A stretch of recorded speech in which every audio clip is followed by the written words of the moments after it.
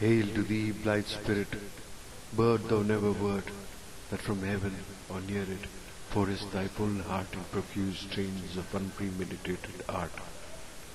Higher still and higher from the earth thou springest, like a cloud of fire, the blue deep thou wingest, and singing still dost soar, and soaring ever singest. In the golden lightning of the sunken sun, over which clouds are brightening, thou dost float and run, like an unbodied joy whose race has just begun. The pale purple even melts around thy flight, like a star of heaven. In the broad daylight thou art unseen, but yet I hear thy shrill delight.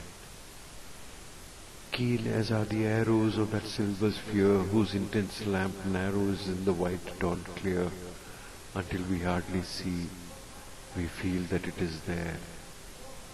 All the earth and air with thy voice is loud, as, when night is bare, from one lonely cloud the moon rains out her beams, and heaven is overflowed.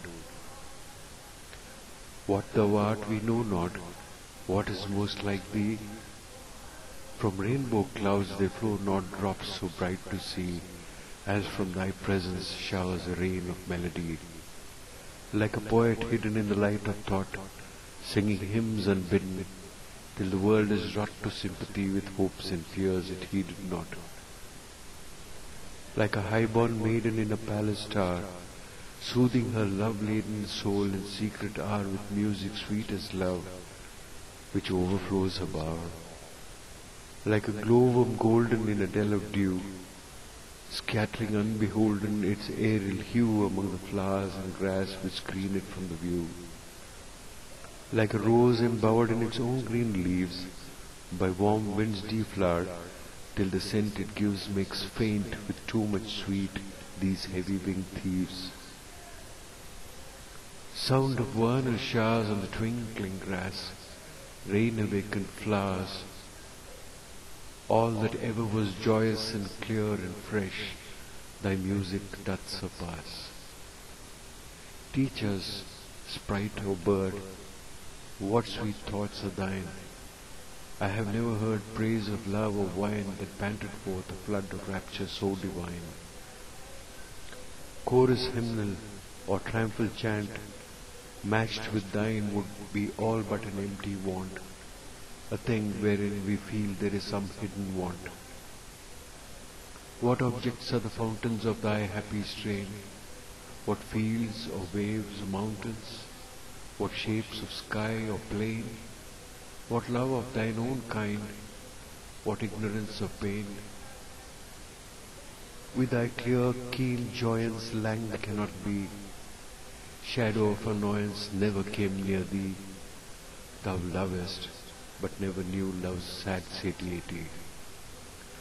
Waking or asleep, thou of death must deem things more true and deep than we mortals dream. Or how could thy notes flow in such crystal stream?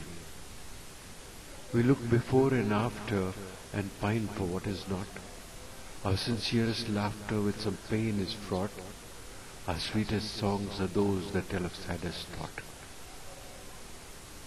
Yet, if we could scorn hate and pride and fear, if we were things born not to shed a tear, I know not how thy joy we ever should come near.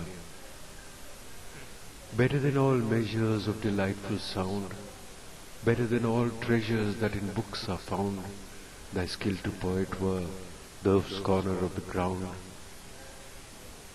Teach me how the gladness that thy brain must know, such harmonious madness from my lips would flow, the world should listen then, as I am listening now.